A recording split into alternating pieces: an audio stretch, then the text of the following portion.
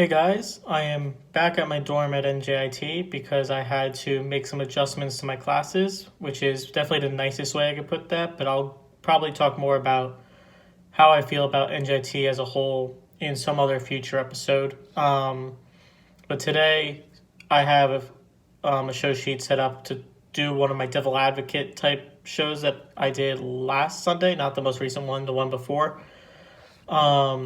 Which, if this is for some reason your first time watching this, I'm using a random topic generator to give me a topic to talk about.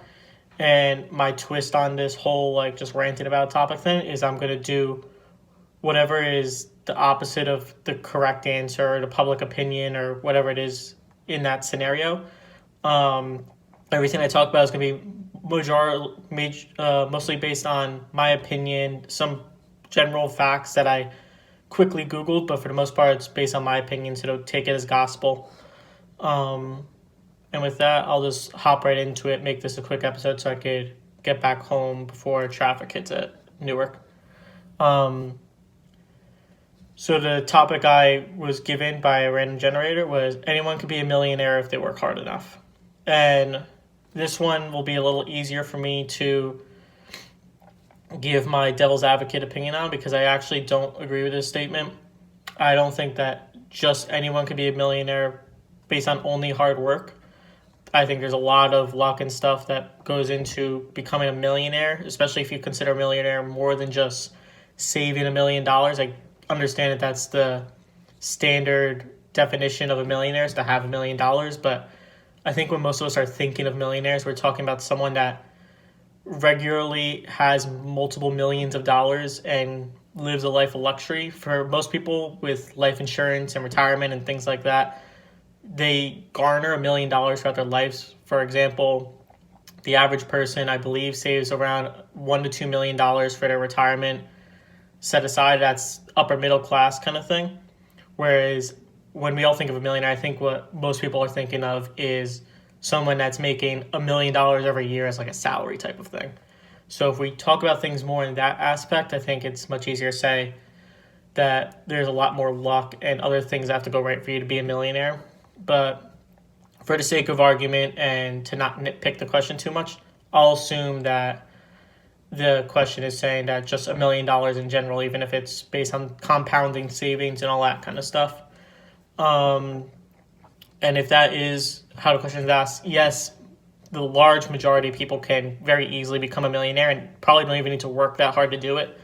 I was crunching some quick numbers using an online calculator, and I basically got that you need to save around $650 each month with compounding interest at a rate of about 6%, which is lowballing it a little bit. Growth rates for interest are probably closer to like 7 to 10%, depending on how things go with the market and all that. But for sake of argument, let's say you need to save $650 each month. You're going to compound that interest, save it up, all that.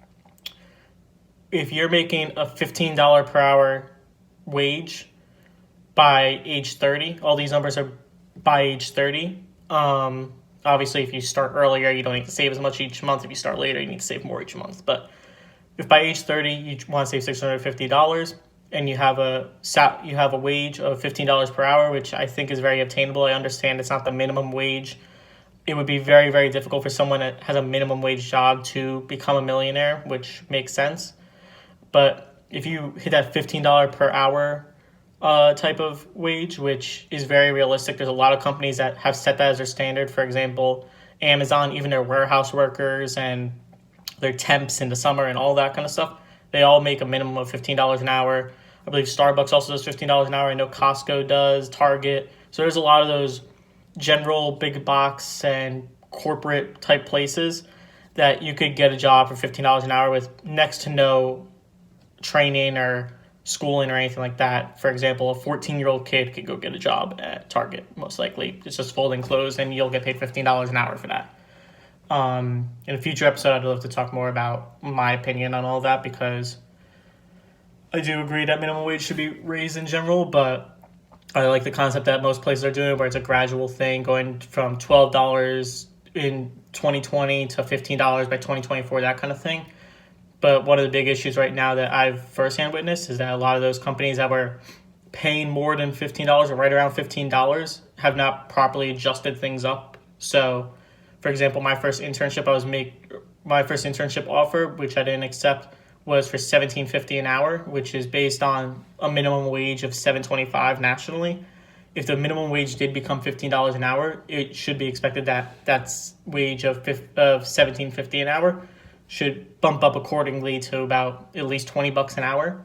And I don't think that that's going to happen because there's no one forcing that. So there's no reason a person should be working a much higher level job for just getting a couple bucks more.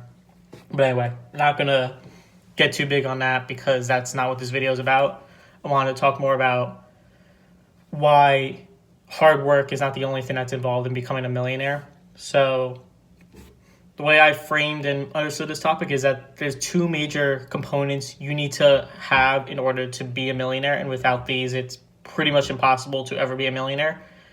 One is to have literacy and cognitive understanding, meaning that you could speak and write in proper whatever language it is in your country. For America, let's say English. You need to be able to speak English, write English, and be able to hold conversations in order to become a millionaire. You can't really obtain any job more than, say, a garbage man or a very low salary minimum wage job without being able to speak and write properly.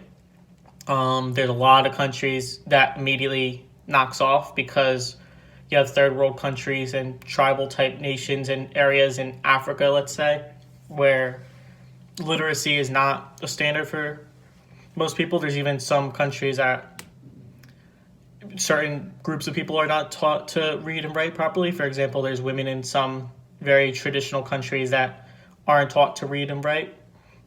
So without those components, those people, I believe, it'd be very, very difficult, and I would say impossible for them to become a millionaire, even if you're just talking about the bare bones, saving $1 million throughout the course of your life. I also mentioned cognitive understanding and ability. That's, to really nitpick it, get technical about it. If you have a mental handicap, for example, Down syndrome, something along those lines, it would be very, very difficult for a person like that to save up $1 million throughout their lifetime. I would say that it's probably not possible for most of those people. They're living more of a life as it comes lifestyle. Another big thing that wasn't accounted for in a lot of the math and numbers I saw was a lot of your insurance and things like that. If insurance ever became a more mandatory thing, and for a lot of people, especially people that are in lower income brackets, a good amount of them need some type of health insurance. So to not have insurance at all, since you're investing all the money you're making into savings and all that, is a big issue. The second component, like I said, there's two components I think are necessary to become a millionaire. The second component is to be in an environment that allows you to grow and save and develop your money and skills and job and all that kind of stuff. So in let's say a communist country where people don't really have their own salaries and can save and hold things aside, that wouldn't be possible. If you're saving money trying to make $1 million, eventually you're supposed to be giving up some of that money to help someone else that isn't making as much.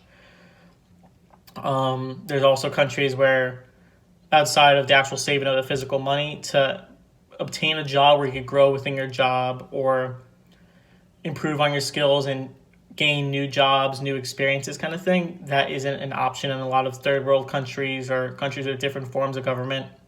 So based on those two arguments, the literacy and cognitive understanding, and then the environmental growth aspect of things, I would say that it could easily be argued that not just anyone can become a millionaire if they work hard enough. That's a very, I guess we'll call it roaring 20s kind of thought process, the American dream type thought process, where if you work hard enough, you could do anything.